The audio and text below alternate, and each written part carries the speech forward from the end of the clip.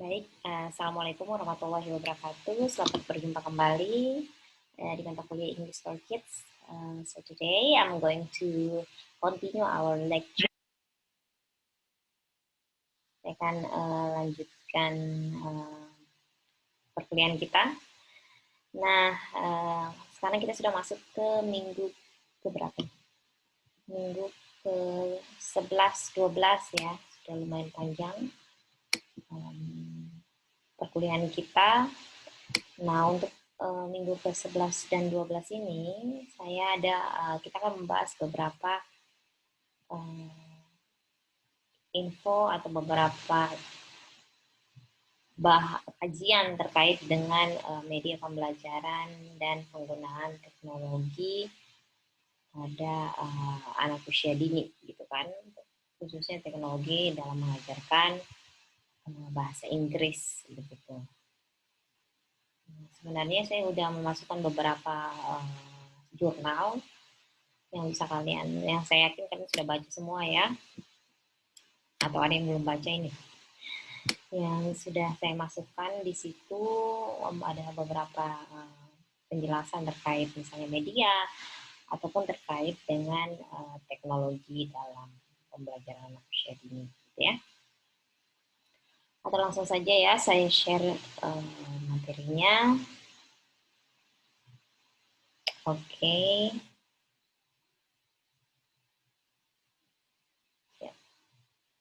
Nah, kita akan bahas media dan juga evaluasi pembelajaran bahasa Inggris. Sebenarnya ini versi singkatnya ya. Ada saya masukkan lagi satu jurnal, saya perlihatkan terkait dengan penjelasan lebih panjang dan spesifik terkait media pembelajaran.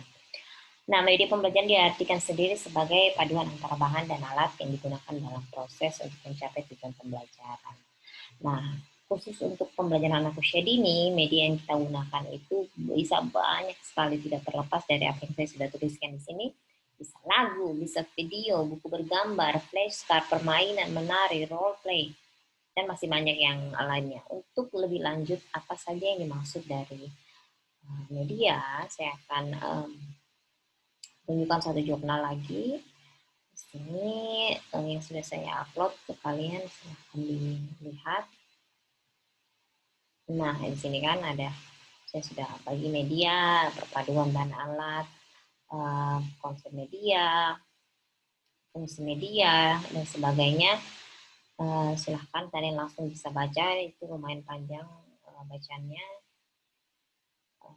Apa saja sih yang kita bisa gunakan, misalnya untuk media pembelajaran kita khususnya pada anak usia dini. Kalau untuk anak sendiri, sebenarnya media itu tidak terbatas dengan apa yang sudah ada. Media apapun yang kalian lihat di kelas, apapun yang kalian lihat di halaman sekolah, apapun yang itu semua bisa jadi media. Daun bisa jadi media, ranting pohon bisa jadi media, batu, pasir, semua itu bisa jadi media pembelajaran. Tergantung bagaimana kita meracik semua benda-benda atau bahan-bahan yang ada yang di sekolah itu untuk menjadi media pembelajaran. Bagaimana kita memperkaya pengalaman anak dengan langsung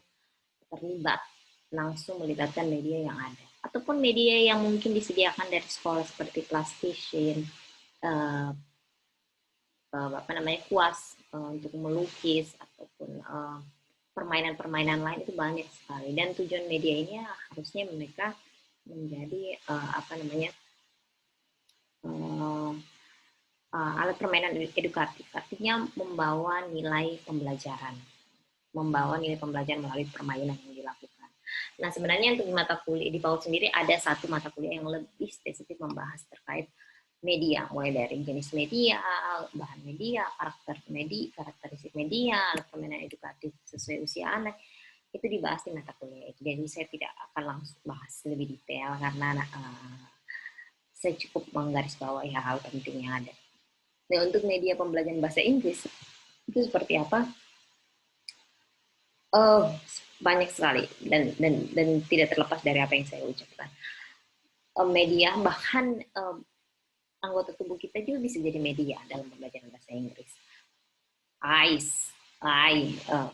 nose, lips, cheek, and then clothes, pakaian misalnya, t-shirt, shoes, bag, everything you mention, you name it, kalian sebutkan semua itu semua bisa jadi media. Nah, yang membuat kita harus bisa mengetahui lebih detail tentang media adalah supaya pembelajaran kita buat itu lebih beragam. Artinya untuk pembelajaran hari ini menggunakan bahasa Inggris kita gunakan media. Kedepannya kita bisa explore lagi media lain. Kita bisa lihat anak suka apa. Oh, anak ini mereka senang banget kalau pembelajaran itu melibatkan mungkin dinosaurus misalnya, karena mereka bersenang main dinosaurus, senangnya dengan dinosaurus. Jadi kita bisa elaborasikan part body of dinosaurus. Jadi anggota tubuh dinosaurus. Jadi mereka learn about tail, ekor, about food, about skin, about color, mungkin berbeda-beda warna dari dinosaurus tersebut, anything. Oke, jadi yang paling penting adalah kita sesuaikan dengan anak, minat, usia, kemampuan anak itu semua. Jadi hal yang kita bayangkan saat kita menyusun media. Sehingga jangan sampai kalian menyusun media asal mau kalian. No, tapi kalian menyusun media dengan pikiran membayangkan anak memainkan media tersebut, membayangkan kemampuan anak, membayangkan anak tersebut saat menyusun media tersebut. Itulah yang paling tepat, karena yang kita akan ajar itu anak, bukan orang tuanya, atau bukan diri kita sendiri. Jadi asal mau kita sendiri, no. We have to avoid that. I will also share you about evaluation. Sorry, ini. Selain media, saya akan bahas juga terkait dengan evaluasi pembelajaran bahasa Inggris.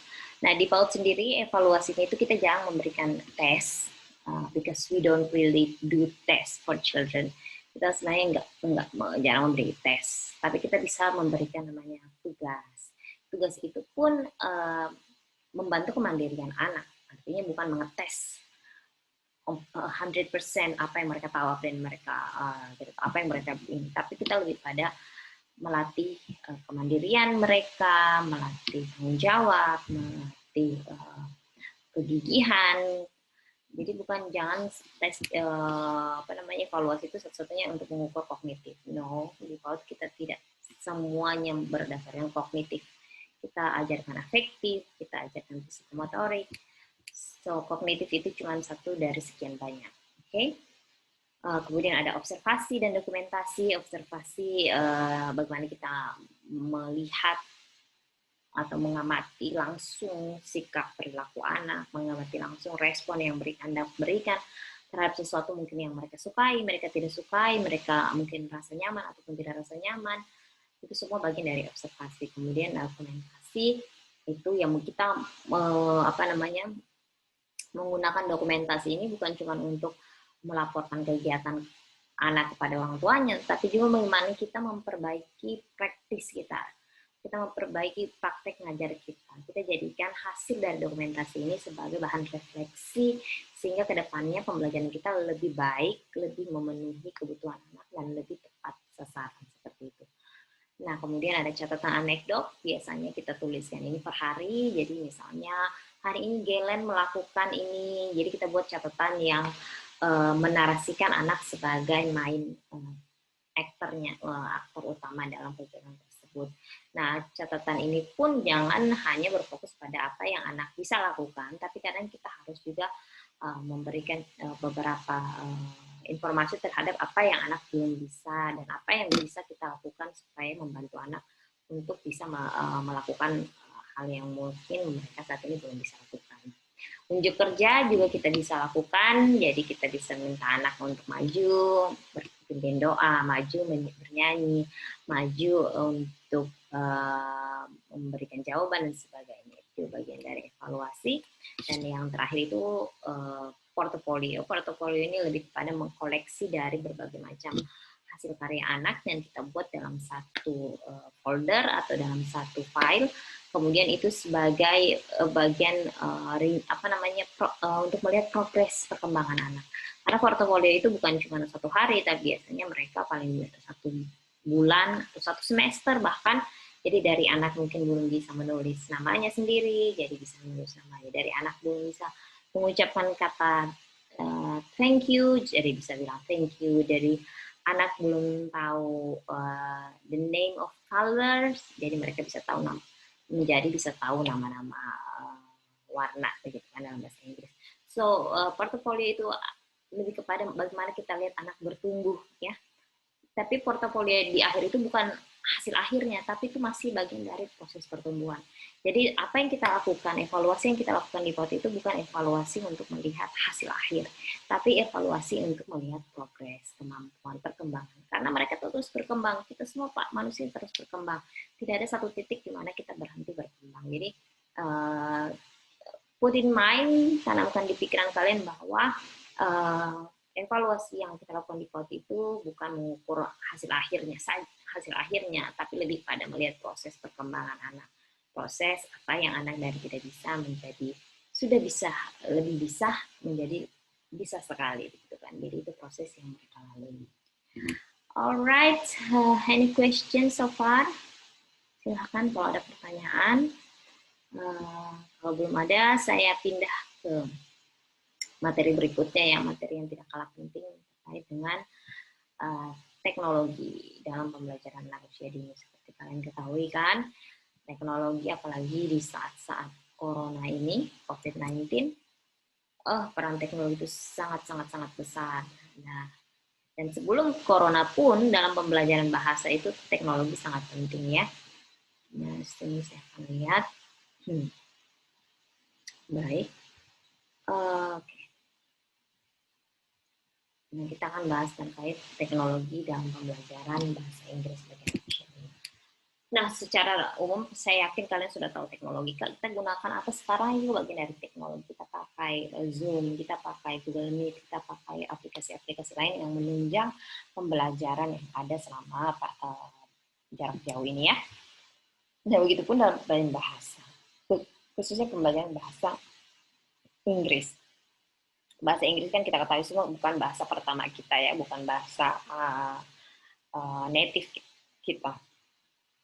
Jadi kebanyakan informasi atau source atau sumber yang kita gunakan itu berasal dari internet, berasal dari teknologi ya kan.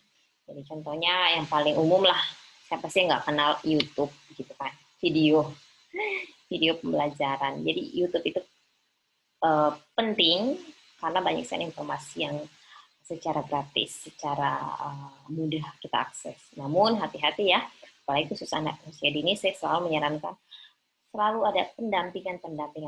Jangan biarkan anak mengakses informasi sendiri.